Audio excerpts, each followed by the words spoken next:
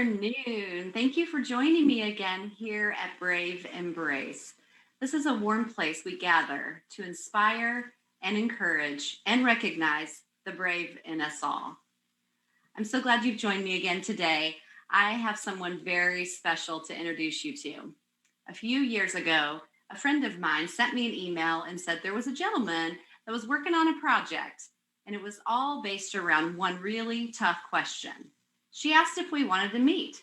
So we set up a call. And during the call, this person asked me about forgiveness. He said, "How do you forgive when something difficult has happened?" And that began a lifelong friendship. And joining us today from Nashville, Tennessee is Randy Brewer, and he is the founder and executive producer of Revolution Pictures. Welcome, Randy. Welcome, Kim. It's so fun to be here with you and actually, get to see what you're doing. It's really positive, and I love the whole idea of be brave because that, to me, is pretty much who you are.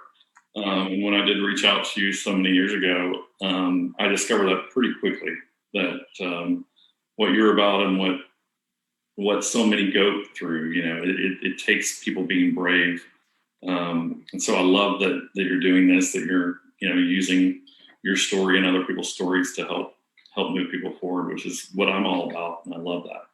I know. It's just a wonderful thing that we connected, and we actually ended up realizing that we were from the same kind of hometown, right? That's right. Yeah. That I was grew up fun. in Missouri, and you're from Missouri, and I'm a big Chiefs fan. I didn't even think about what I was doing today, and I was like, oh, it's Red Friday, right? So in Kansas City, that's a big thing. You just wear your red and support the Chiefs. So I was like, I got this new Mahomes, goat hoodie. I'm gonna wear that today. Here I am. Love it.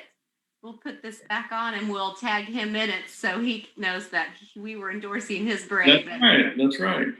Right. I'm gonna go ahead and predict another Super Bowl win. Go ahead. Rewind that later. I love it. Well, Randy, you have worked on some amazing projects and you've inspired and shown the brave of a lot of people. We're talking about Carrie Underwood, Taylor Swift. You've done some work with Tim McGraw, music videos that have set the tone for our lifetime. Like, I know them, I see them, and I recognize the work. You're award winning. You've had an ACM, MTV award, right, and a Dove award, which means so much to me. Do you want to talk a little bit about how you got into the production field and what inspired you? Well, I was very fortunate. I had amazing parents. They're still living, which is awesome.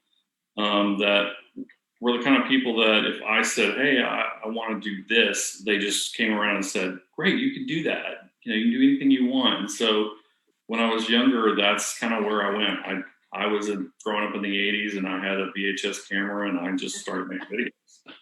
And so I came to Nashville in the early 90s and did an internship here.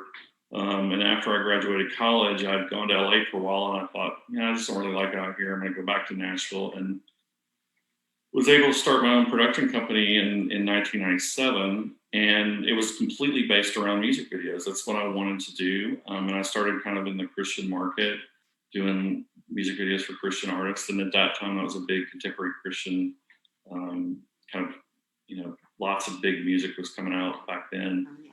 And so I kind of started out there, and then I kept trying to get into country music. And luckily, someone over at Sony had known some of our work and stuff, and thought that the single for this American Idol award winner Carrie Underwood for her first single, "Jesus Take the Wheel," that we would be right for that because we'd worked with Christian music and stuff. And so I was like, well, that'd be great. So that's kind of how we kind of moved into country music. And Carrie was a big part of our success because she used us on 15 songs, like her entire first 4 albums. We did all of her videos for her. And she would, if she won an award or something, she would go on the show and she wouldn't just say, thank you very much. She'd say, thank you, Revolution Pictures, so she'd say my company name, which she even asked me, she's like, should I say your name? I said, no, don't say my name because no one knows who I am. I'm just a producer. Say the company name. And it would be funny because the next day people would call, so it was great. And so I was just fortunate. I mean, I always, when I think about the opportunities that we got, it was always from people that believed in us, gave us opportunities, like the first gentleman at Sony. And we were just blessed to be just being able to do this stuff. It was just always exciting to find out, oh, Reba wants to work with you, or Kelly Clarkson would like to work with you. And we would just be like, wow, like this is so much fun. And so I was just thankful for it. It was just really great to do what you love to do. So Yes. So you were building a career and a life and a business and a family all at the same time. And then the likes of like Justin Bieber came, walking into life. And that was kind of what a crossover and a little bit of pop and a little bit of country. What was that like for you? well, that was a Christmas time video. That was Mistletoe. So this kind of time of year, we produced it a little bit earlier. I remember that we shot it in Franklin, Tennessee, and it was the end of the fall festival kind of thing, and everything downtown that they had on the street. They had the fall festival things on the lamppost and stuff, and I never forget going and talking to them and saying, "Could you change all of that to your Christmas stuff?" And they're like, "That's not for another couple months." And I was like, "Well, for this artist?" And they're like, "Okay, yeah, we'll do that." So, yeah, that was fun. That was a lot of fun. Snow machines and all that kind of stuff. And we'd done some other stuff with Beaver before. We did a music video called, oh, what's that thing called? I can't remember the song. Oh my goodness. We can circle back. McDonald's. And now it's going to mess with me for a while. But basically, we had done something earlier with him, and so it was fun to be able to work with him again. It was insane. There was like thousands and thousands of people that showed up. We had to bring new barriers in and everything, so it was fun. But yeah, so many fun. There were new challenges and new things to discover about the process, huh? Yeah. Well, so it kind of happened fast too for us. I mean, 2005, we got Jesus Take the Wheel, and then it was literally a roller coaster till really 2012. I mean, it was just nonstop. There was a time that I was producing, and what I did is because I love music videos. I always, like, from a child, I was like, I want to make music videos. Well, so I would be, I thought I wanted to direct for a while, and I realized I'm not very good as a director. I mean, I'm a creative person. I love the creative side of it, but I really love the idea of like collaborating with a director, helping them with their vision of what they wanted to implement, and then put everything together. And that's kind of what producers get to do. So I was on this vast whirlwind of just, this artist in this video, and then this American Idol. We did so many American Idol videos. It was really crazy. And so I remember this one time we had a Brandy Carlisle video, a Matt Kearney video, a Kelly Clarkson video, and a country music video for a new artist. I can't remember her name. And all in 1 week.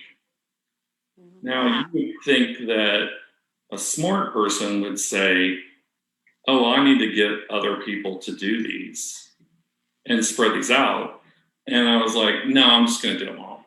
I'm going to do them all." And so I literally worked myself to death. And there was a time, my wife will tell you, my wife's a nurse, and I really believe it was sometime around that same time that I woke up in the middle of the night and I could not move.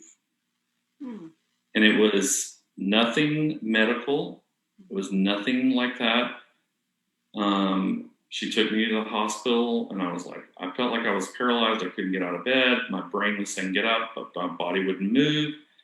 And, finally, after like 30 minutes, I was able to. I was really paralyzed, like something's wrong with me. And they're like, "Well, we've checked you out. Nothing's wrong." And the doctor's like, "What are you doing?" I'm like, "What do you mean? Like, what are you doing every day?" And so then I told him, and he was like, you have to stop right now. You have to stop. You're working yourself to death and your body is shutting down. Mm-hmm. I'm like, oh my goodness. And then it's like, that's when I literally started finally hiring other people to do things. But a lot of it was, I loved it so much and I wanted to do it.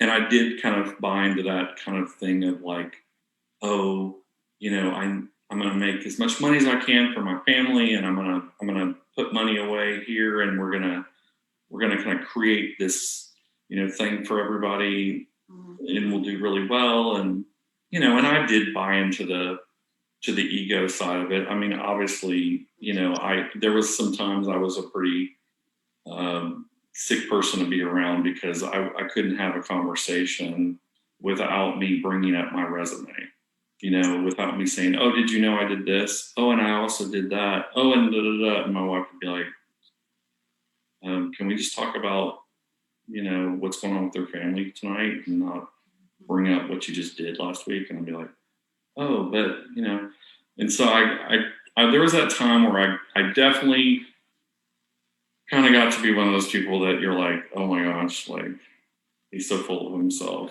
And it's sad to even think about that now because it's not who I am now.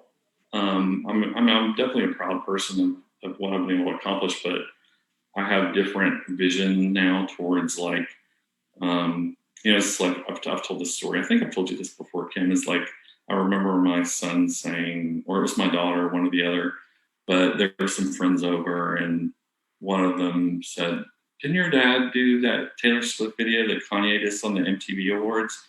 And they're like, "Yeah, he did that."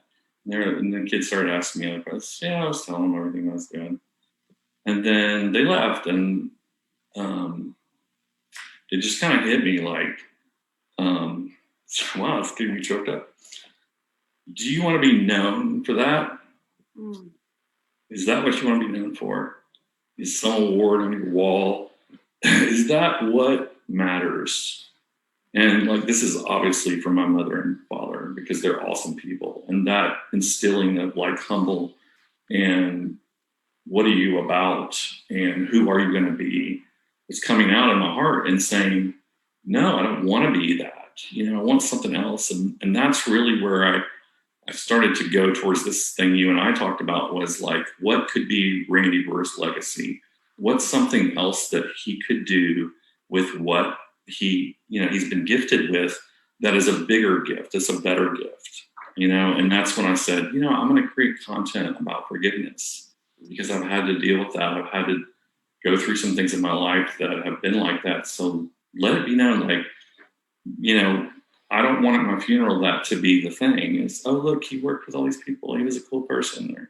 You mean you don't want me to show the infamous clip in 2009 of Kanye jumping up on the stage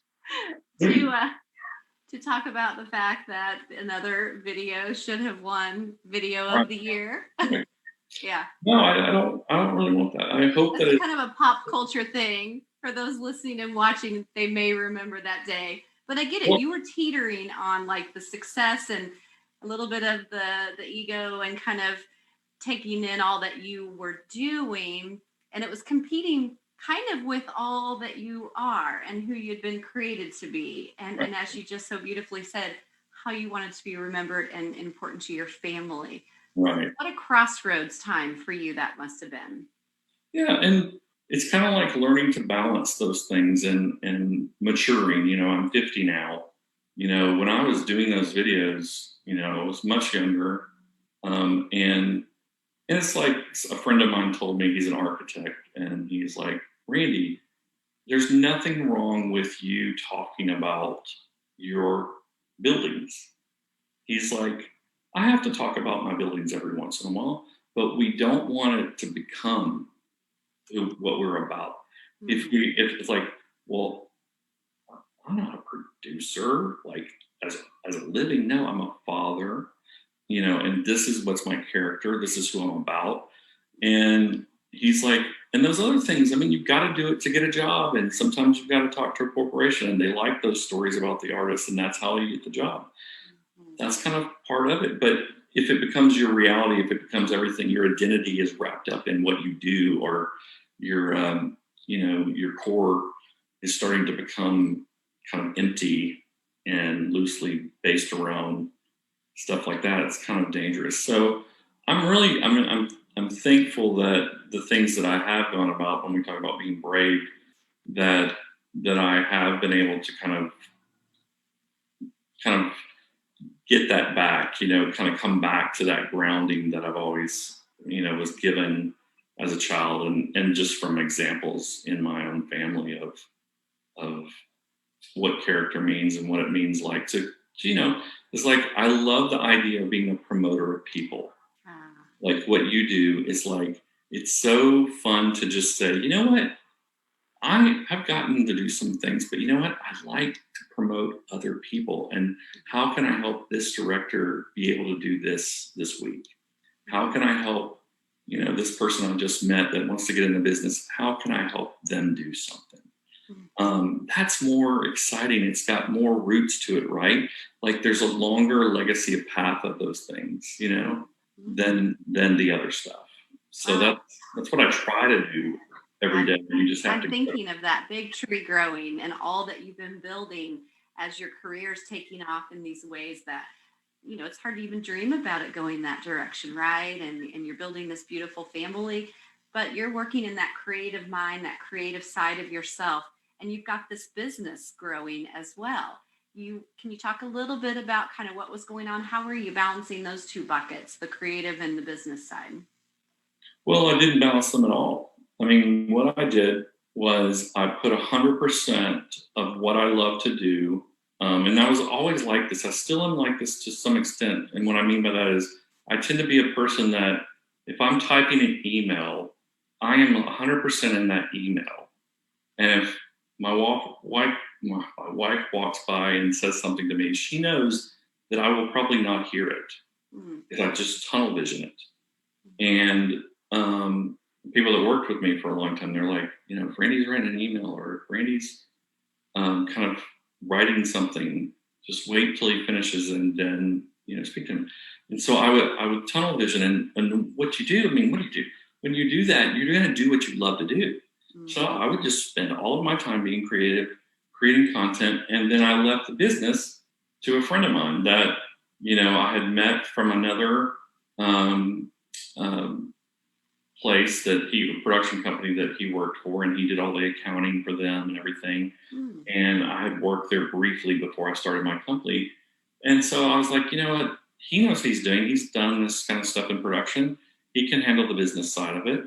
He'll pay all the invoices. He'll do all that stuff.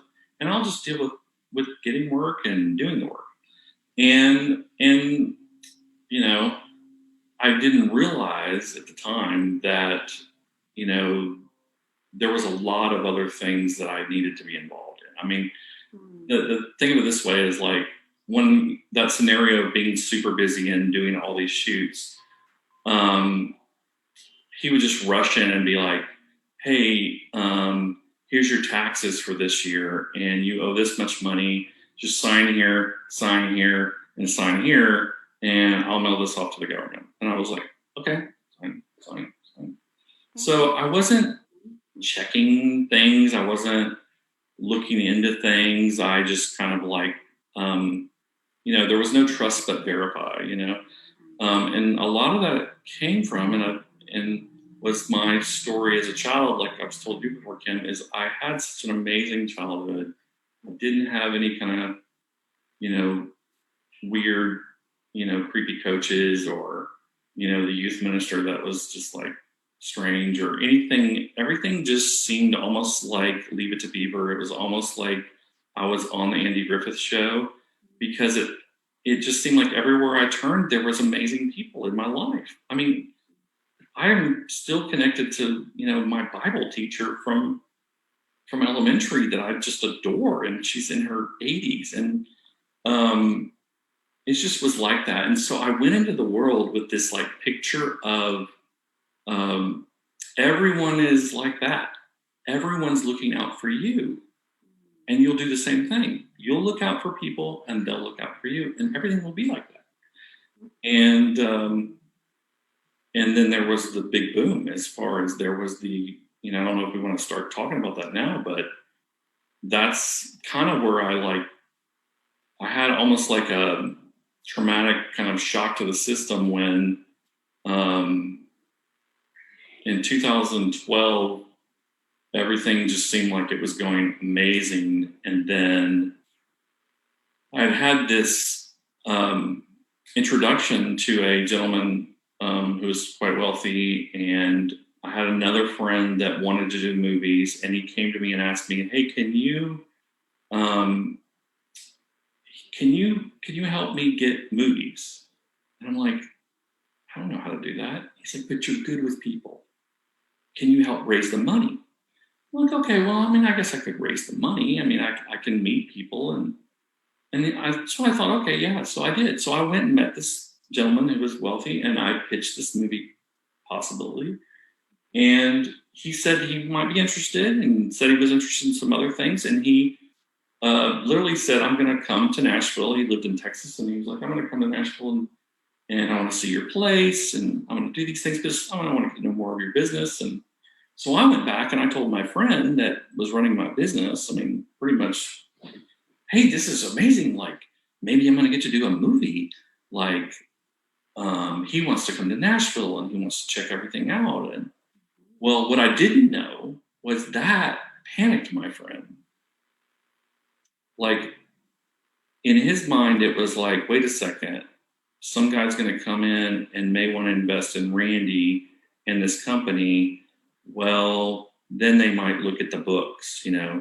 Well, what did that mean? Well, he just disappeared. Like, I told him, I was like, "Well, he's going to be here in like a week or so." And, I had a Blake Shelton video coming up. I had a Sylvan Learning commercial, and I had some other project. I can't remember what it was. And they all booked in the same week.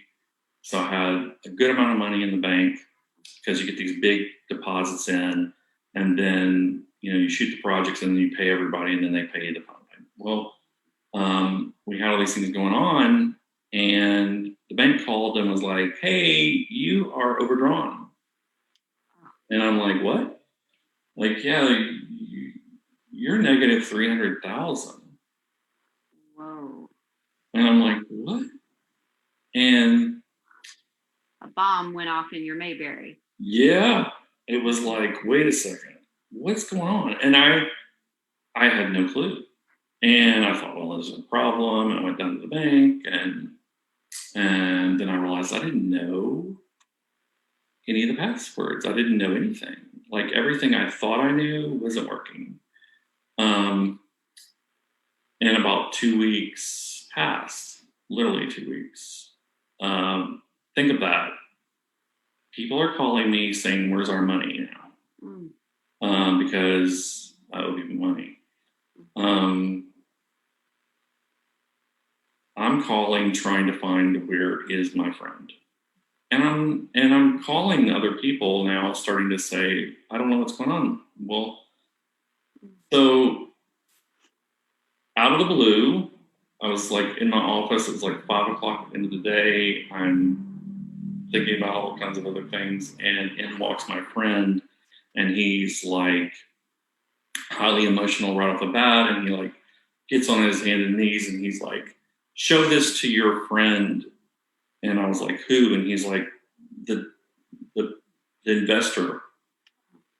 Showed this to him, and I was like, "What?" And it was like basically the spreadsheet for all of our P&L and everything. And he's like, right there it says loan, and it's like $999,000. And he's like, "I owe you this much money."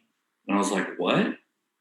And he's like, "I'll pay you back. I'll pay you back." He's like, please don't send me to jail. I'll pay you back." He's like, "Show him this. He'll take care of you. I can tell he's a good man and he believes in you." And I was like, "What?" And so I was just like, I was in shock. I didn't know what to say. I didn't, I kind of didn't even know how to react. Like, other people asked me, like, "Why didn't you yell at him? Like, why didn't you say, what the?" And I was like, I wasn't like that. Like, I was like, why would my friend be showing me this? Yeah. Let's break this down for a second. This is a friend, a trusted friend who had been walking alongside of you, watching this success happen, being excited about the possibility of changing lives through these impactful videos, telling stories, yet all the while has this story of his own. And he's basically embezzling Yep. from your Yep. company Yep. and from you and your friendship. Yep. I can imagine what it would be like to feel the betrayal in that moment. I don't think that I've pictured it as you just described, where he's in your office. If you hadn't shared that moment with me, but I can't imagine the mix of feelings. Did you have pity and then also rage and betrayal? And can you recall just what The, fir- volcano of memory of feelings was going on? the first thing was literally more confusion. Mm-hmm. And what am I going to tell my wife? Mm-hmm. Yeah. Like, I'm Truly, about to go home. What do I say? But it wasn't hitting me what he said. It still wasn't hitting me. And it wasn't until I literally called the investor gentleman to just let him know. In my mind, it was, I'm going to call him and say, hey, you probably don't need to come to Nashville now. So forget that trip next week.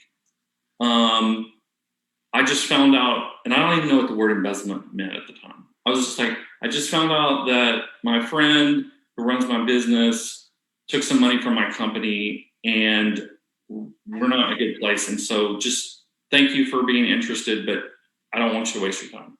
mm-hmm. And he said, well, have you called an attorney? And I was like, no. He's like, you need to call an attorney. And I was like, well, I don't know who to call. And he's like, call a friend of yours that's an attorney and ask them who to call. So literally, like, then all this started happening really fast. I mean, here comes in a forensic accountant, and now they're going through everything. And and now, like, you need to decide, Randy, are you going to go state? Or are you going to go federal? And I'm like, what are you talking about? Well, what are you going to do? Like, where is this guy? And I'm like, I don't know. And what does state and federal mean? And they're like, well, if you go this way, it's this and this. I think it needs to be federal because here's the thing from the forensic accountant. It basically says that he told you he took 900 and something $1,000, but obviously he's a liar because we found that since 2000, whatever it was, he's been taking $300,000 a year, and that adds up to about $2 million. And by the way, the IRS looks like they have some money that needs to be returned to you because it looks like you've been paying taxes for monies you didn't receive. And I'm literally just like spinning out of control. I don't know what. And like I said, I told you when we talked, I didn't get angry. I was more shocked, confused, hurt. And the thing that hurt the most was the people I was hurting.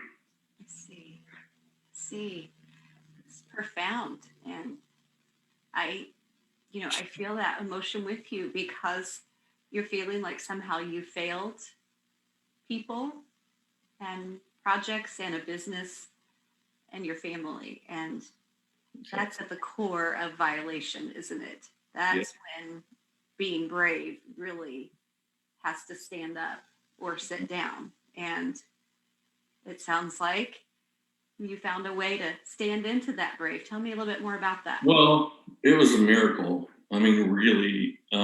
Here I am when we are talking. I'm sitting in my office, what I've had, and I've been in business, for a long time. Well, like most people, I'll never forget the FBI guys showing up 2 weeks after they had met with me, being like, "Why are you still in your office? Like, aren't you closed?" And I'm like, "What do you mean?" Well, what had happened was the gentleman that was the investor had come to town. Mm-hmm. He had looked at the forensic thing. I was sitting in the room with him. He looked at the numbers of the audit for the last 5 or 6 years. And he looked at me and he said, "Randy, you're a good businessman." And inside me, I'm like, what is that? I am not, I don't know anything about business. I'm a good music video producer. But he's like saying, no, you're a good businessman. Look, you made a lot of money. And he goes, it's a shame that someone took everything from you and has been taken from you. He's like, you can do this. And I'm like, what? Like, what are you talking about? Like, I have no idea where he's going. And he's like, look, let's go back to your office and talk about this. And I'm like, okay, whatever that means. So we get back to the office and he just drops his bomb on me like, well, what if I paid off your negative balance at your bank, which is what, 300, this amount? Then you could stay in business and you just go back right back to work. And I'm like, what? And I literally just like, I felt this joy just rush in me like, what did you just say? And he's like, yeah, you could just continue. What do you need to think about it? I said, no. I like hug him and I'm like, yes, that would be great. Well, because what I was thinking was, oh my gosh, I can give my friend over here that I owe money for an edit, I can give him a check today. Like I could pay him. So anyway, I have my company back, and I I moved forward with the court things, and all those kind of cycles started happening over the next 6 months. That was like, well, you just need to let him plea bargain, and you just need to sign this paper here that now it's not 2 million, it's 1.9, and this, and we'll just get this through because we don't have time for this. And I just, I had a lot of mixed things in that time, and I didn't really deal with any of it. There was these moments, like I told you about the IRS, where they,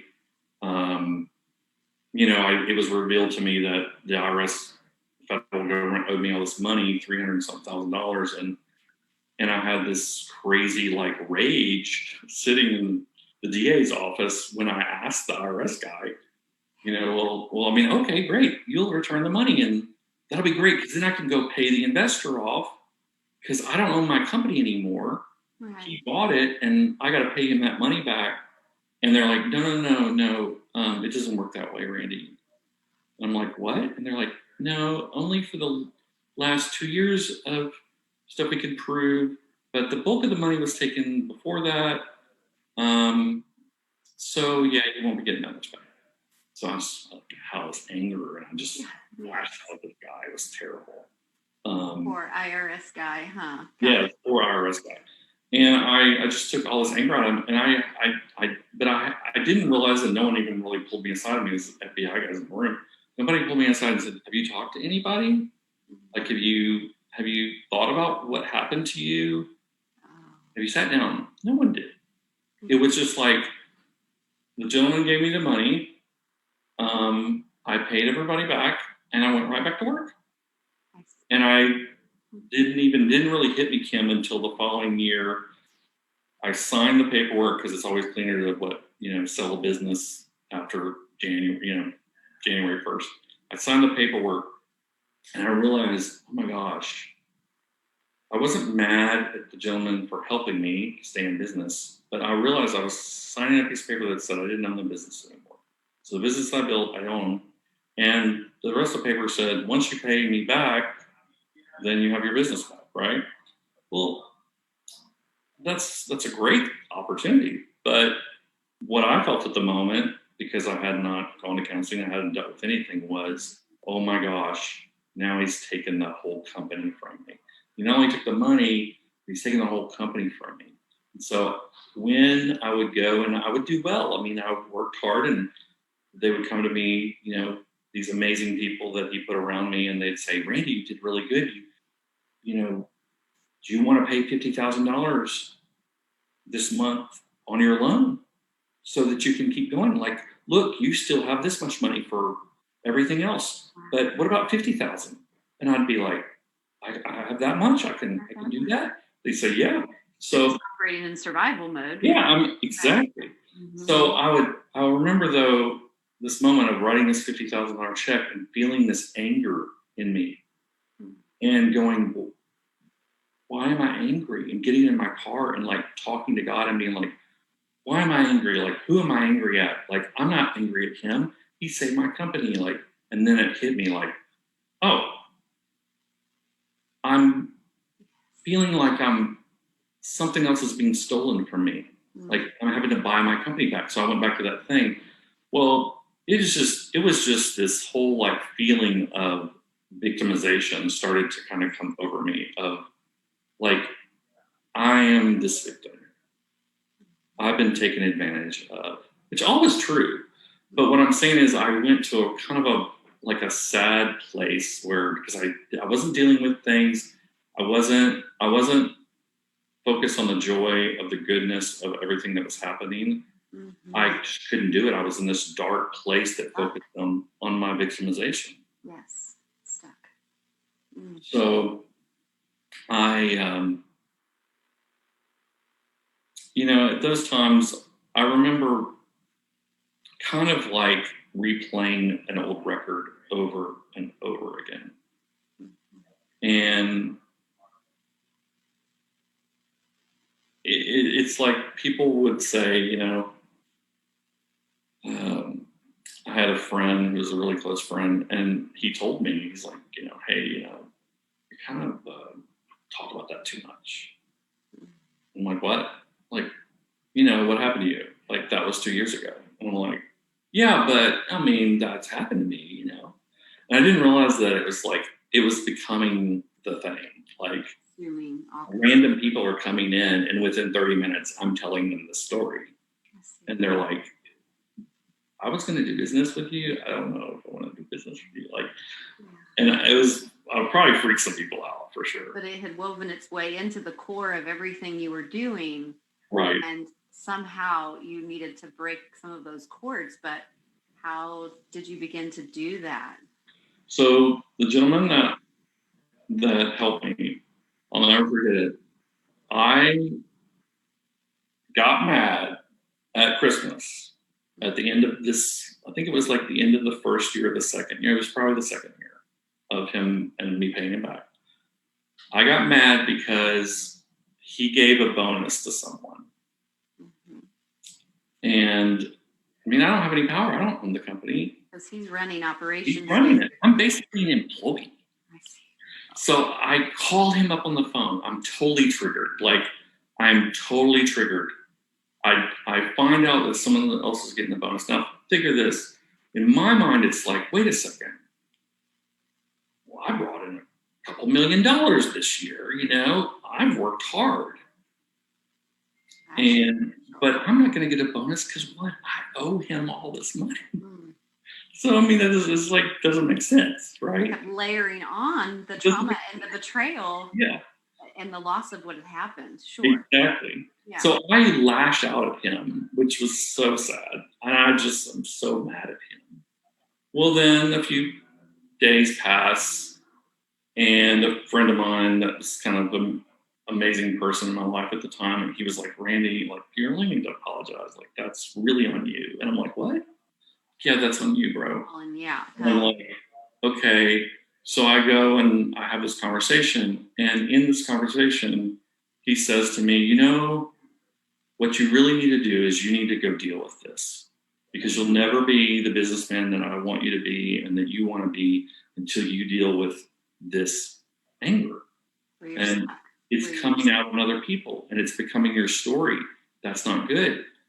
Why don't you go to this thing? So it's this men's retreat, and I'm like, oh, great, a men's retreat. He's like, no, it's not like that. Just, I don't want to tell you anything about it. Just go. And basically when I got there, it was like all these men there, and they're all trying to figure out what their issues are. Like, and I'm like the one that's like, I know what mine is. I know what mine is. And everyone's like, we're not there yet.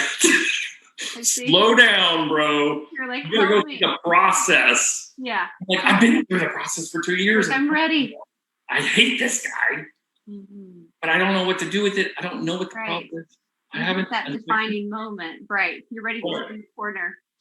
So I go through this process, and basically, I discover, oh my gosh, like, look at all this stuff I haven't unpacked. Look at all this mess that's in front of me. That's anger, resentment, like, just a gross kind of sickness of a person, and that's what I look like. And So once I started to, and they had to kind of really push me, but once they got me to this place, I remember just spewing all of this pain, all of this stuff that hurt me, all of the Mayberry moment of busting, like me making the realization that the world is not the way you see it, and this person shattered your television show that has the happy ending, and you didn't know what to do with it, and now that you don't know what to do with it, you have all this hatred and anger. That's what you're going to have to do with it. And I did. I got rid of it all, and I felt this amazing just sense of peace and release and like freedom. And I was like, what is this? This is forgiveness. This is what it feels like to be free of hatred, of resentment, of anger, of the belief that you are now this other story. You're not that anymore. You're free from it. Yeah. And I started just to get all this creativity back. I got all of this excitement back. I came back and I was like, I'm buying my company back. I'm ready to go. And that's kind of what happened. And that's when I started, Kim, that's when I started that journey of kind of transitioning. But, you know, the being more of a survivor and being more of a person that is like not focusing on your, you know, you're not the guy that got embezzled. No. And you're not the guy that someone hurt you and did this stuff to you. No, you're not that. God has a different plan for you, has a different thing for you. And through this amazing, miraculous miracle, that you are still a storyteller, you're still gifted, you still have these things. What can you do with it now? What can you use this gift for? And, you know, what would that look like? And that's the thing that I live for now. That's the fun, exciting thing that I live for. And like I said, living for other people and being a promoter of people and kind of doing these kind of things, Kim, is like finding out that like Kim has this amazing show about being brave as, you know, wherever you are in your story, whatever your journey is, whatever things have happened to you, is how can you get past it? How can you move forward? You know,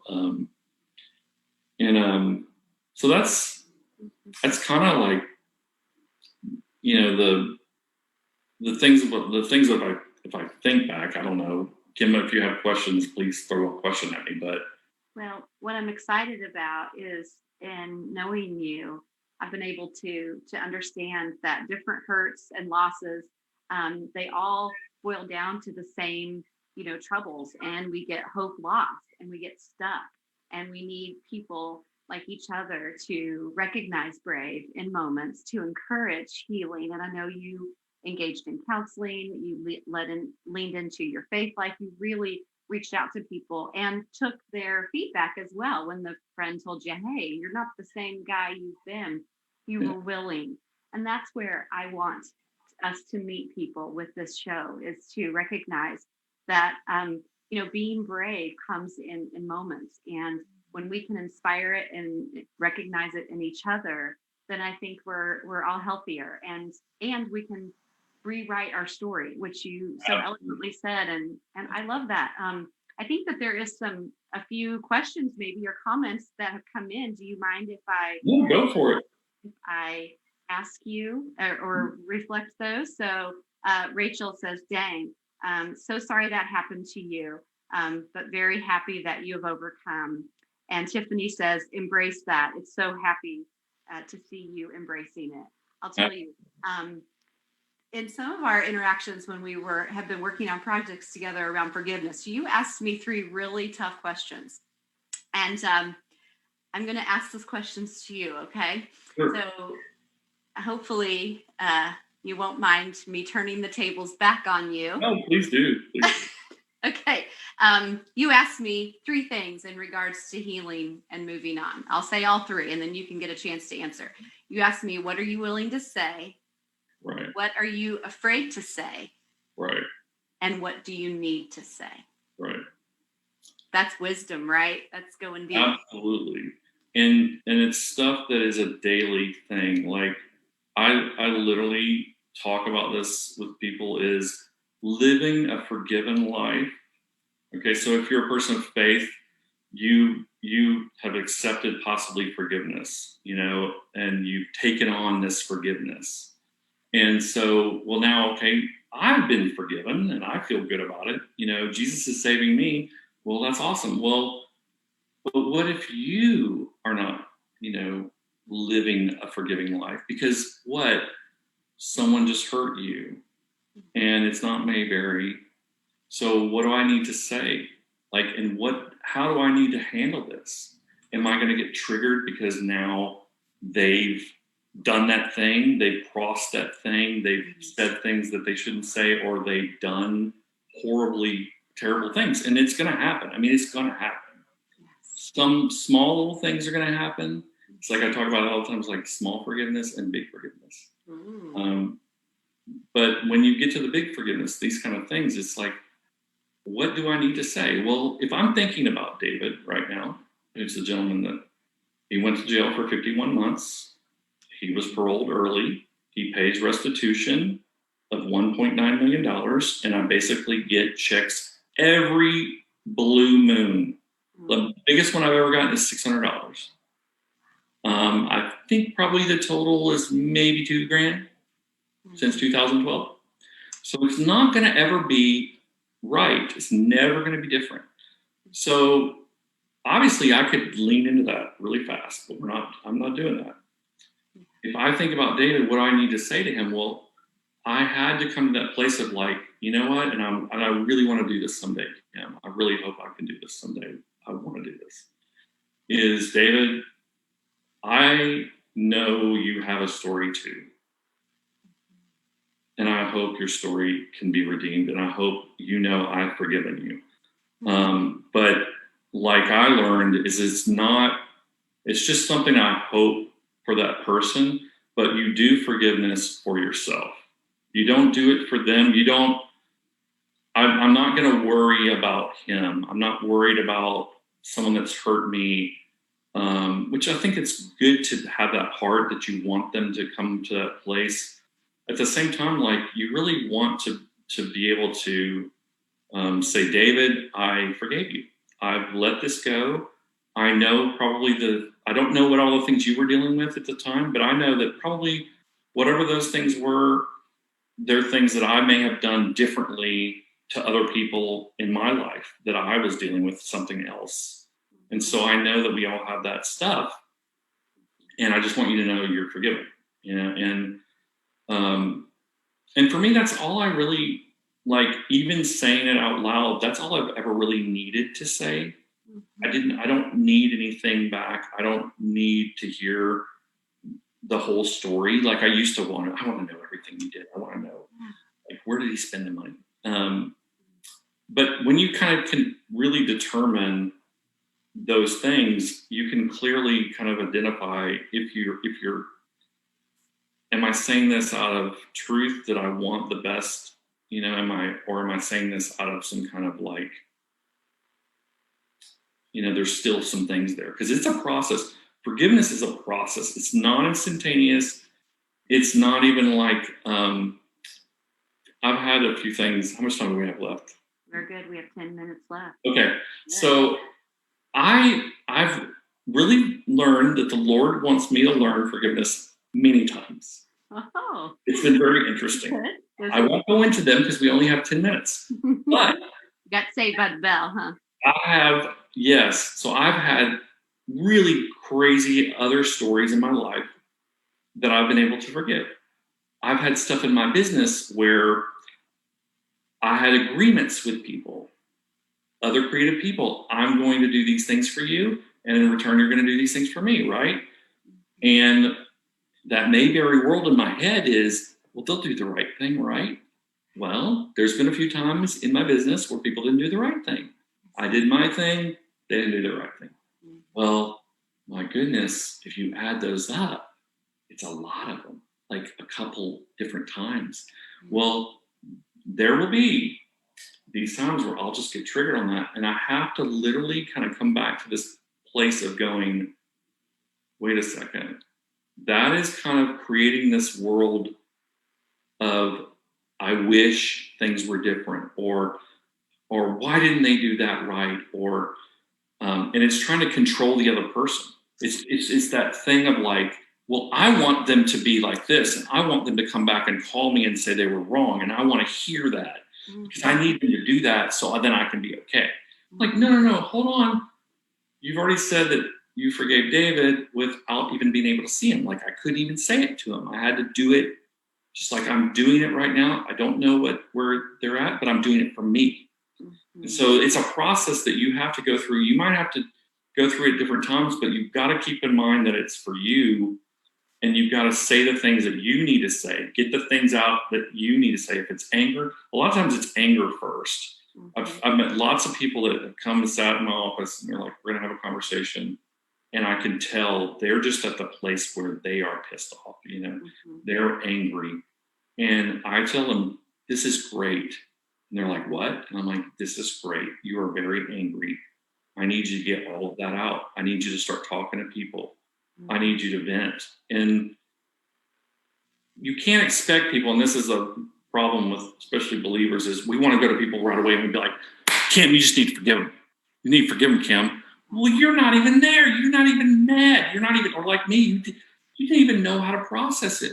Whatever happened to you, you don't know how to process it. So we've got to understand that it's a process. What do we need to say that's good for us, not good for them? And then once we've done that, it's going to be great when you feel that place of, I feel good about this. Like a relief that washes over. I've run into people that literally I can look at them and they're like, oh my gosh, I know I did something wrong to that person, and they're bailing from me. And I know I'm okay with it because I'm like, you know what? I'm not going to view any of that. I'm not bringing that into this. That is the past. That is over. And they'll literally be like, are you really okay about it? And I'm like, yeah, I'm okay. Like, I'm okay. Well, and I hear in your voice and in your heart that it's a choice that you're making. It's not as if you don't sometimes battle some of those same triggers. Maybe, am I hearing that right? But that you're choosing to step into the forgiveness and to remind yourself that's where you want to live. And I wonder your thoughts on a lot of the folks that I have the honor to work with have been, violated physically. And sometimes people look at one type of violation different than another. And I know that you face losses in your life that are, broad spectrum. But for me, I understand that when someone, like you explained, is living with the expectation that people are good, and in our heart places that people are meant to love us, not to hurt us, I find that we all get stuck there, especially when there's been a physical violation. Like, how could someone hurt me? And I think I've said the same. How could a human being physically, hurt me? Although the same type of hurt you experience, this could take down your business, your income for your family, your belief in humanity, and then in your friend, which is such a deep wound. So what are your thoughts there about, how to make that choice every day, and what does justice in that look like for you? For me, the only way I've been able to do it is with my faith in Christ. And for me, accepting Christ was acceptance of forgiveness. And that forgiveness meant 100%. I'm a jacked up, messed up person that's done a lot of things that are wrong. And someone is accepting me unconditionally and loving me and forgiving me. Well, okay, so if I wake up in the morning and the place that I go to is, I am a child of God, I am no longer this jacked up, messed up person. I'm loved. And yes, I've got problems. I'm going to have to work through them today, but I'm going to live in that. I'm going to live in forgiveness. And I tell people a lot of time, like, the most freeing thing is to get to a place where you can live a forgiving life. Our culture doesn't love that. We turn the TV on And the TV is all about hatred. How can we get you in the red state and you in the blue state to hate each other? And how can we get you Christian and you Muslims to hate each other? All that kind of stuff that divides us. Yeah. And so just put yourself in a place that is like, I am not going to let the other things, it is who am I? Who am I called to be? What am I going to be about? And I will live a forgiven life. I will live a life that it's not our place to sometimes judge, sometimes it's love and kind of putting yourself in that place. And when we've been hurt, it is so hard to do that. It's hard, but I'm going to tell you, like, if you can get to that place where you can release it all and say, I'm going to get my power back. I'm going to let all this go. And I'm letting God have it. I'm going to let God have it. He's going to deal with it. He's going to judge it. I'm not judging it. And you know what?